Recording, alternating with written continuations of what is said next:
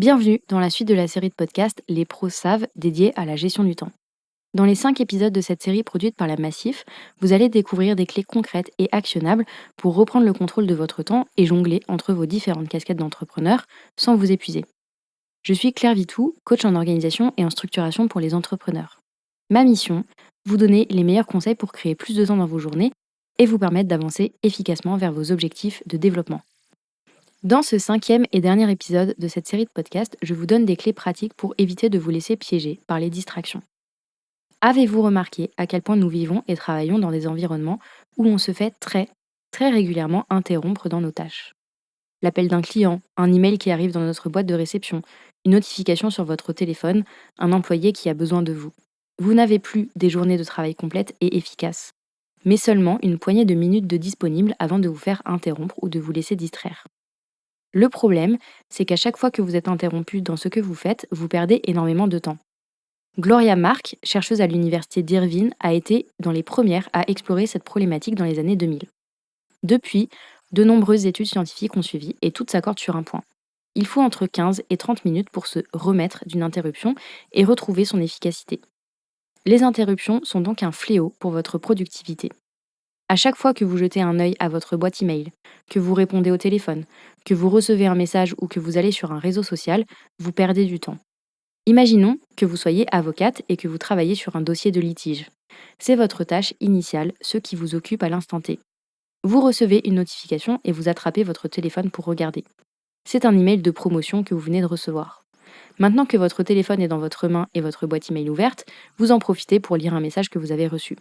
Et en un claquement de doigts, vous venez de perdre au moins 15 minutes de travail efficace. Si vous êtes interrompu 10 fois dans votre journée, vous venez de perdre 2,5 heures sans même vous en rendre compte. C'est absolument colossal. Face aux interruptions constantes, la concentration est donc devenue un super pouvoir. Voici donc 5 conseils concrets pour éviter de vous faire piéger par les interruptions et les distractions. Le premier conseil, c'est tout simplement de couper toutes les notifications de votre téléphone qui ne sont pas vitales.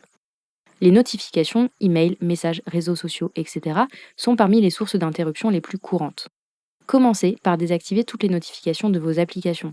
Vous n'avez pas besoin que votre téléphone vous signale chaque email qui tombe ou que l'application météo vous interrompe dans votre travail.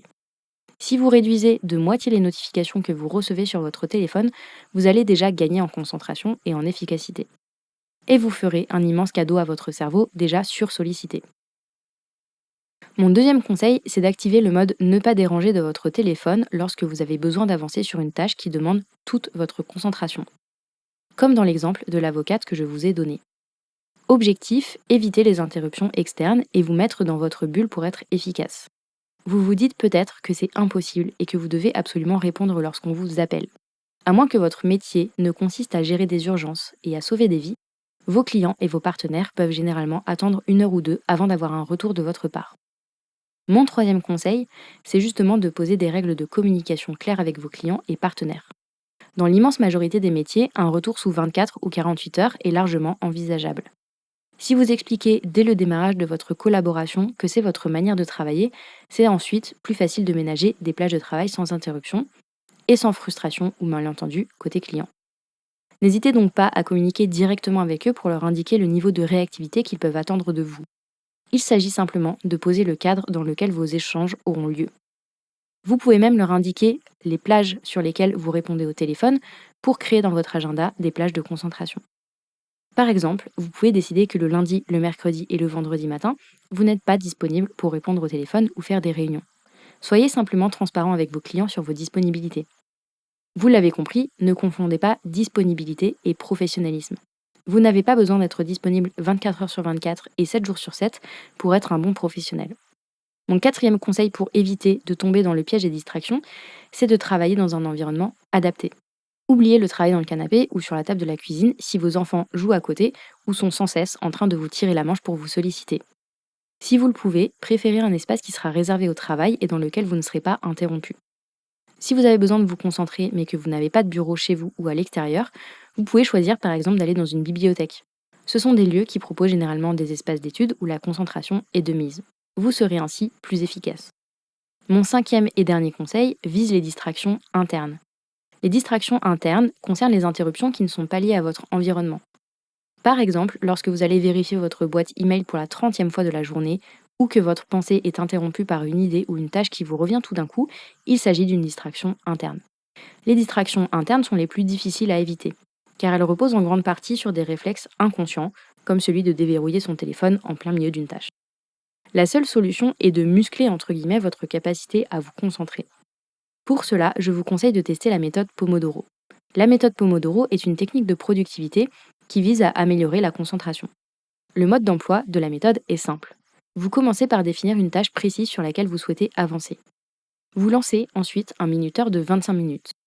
Votre mission, vous concentrer sur cette tâche sans vous interrompre pendant les 25 minutes du minuteur.